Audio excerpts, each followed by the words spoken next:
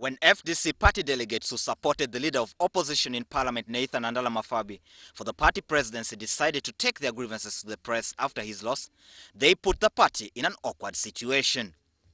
The party chairman has not received any communication. The party president has not received any communication. The secretary general has not received any communication. The chairperson of the electoral tribunal has not received any communication. The Nandala team is working on a comprehensive document which will be submitted to the party for discussion. So nobody can say maybe they wanted it submitted immediately.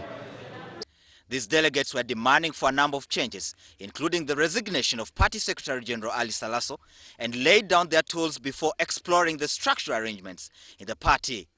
The party constitution requires members to raise any points of discontent either to the party secretariat or the disciplinary committee that are tasked to ensure the issues at stake are resolved. The Secretary General just doesn't go like that on rumors, on media reports. No, the Secretary General is taken through a process. The damage to the party cannot be underestimated, especially for an opposition party that is rallying the masses to believe in its principles of dialogue. This could also turn to be a slap in the face of the party slogan, One Uganda, One People, that underscores internal cohesion as a guiding principle. Many Ugandans indifferent to the methods of the ruling regime who look to FDC for help could now be standing in a tricky situation. A disjointed FDC could face an uphill task in its attempts to capture power, especially considering that contrary to expectations of working together to push for the party agenda, the elect Nandala camp has laid down their tools, creating vacuums in the party operations. If the words of the party leader are to go by, it is likely to be a one-sided fight, as he insists he will not be party to end fights. There won't be a fight in this party. Because to have a fight, there must be two sides. Now, if there's anybody who wants a fight, they aren't going to fight, because there won't be a second side. Because we won't engage in a fight. Alaso, whose resignation the Nandala camp wants, scoffs at the demands, insisting she's going nowhere. They should have appealed immediately to the guidelines for a particular election, which provide for a resolution of that electoral matter within 30 minutes, immediately after the result has been declared.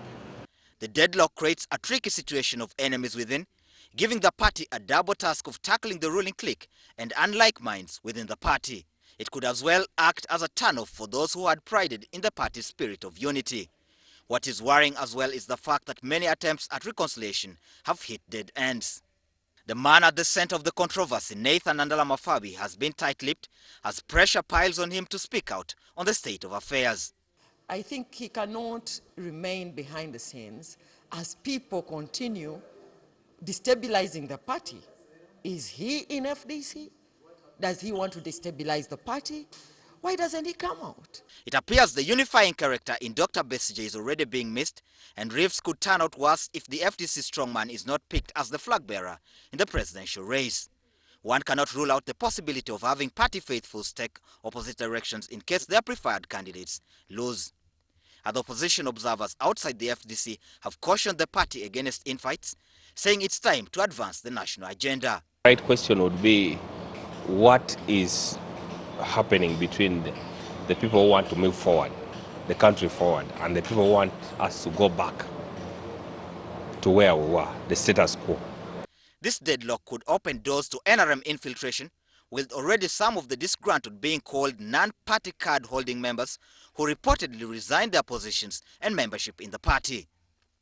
The leading opposition party, the Forum for Democratic Change, is facing its own internal conflicts that threatens to bring the unity of the party to its knees. How they handle this will definitely determine the roadmap to the 2016 elections, as many stakeholders continue to fight for control of the leadership of this country. Sabiti Joseph, WS Television.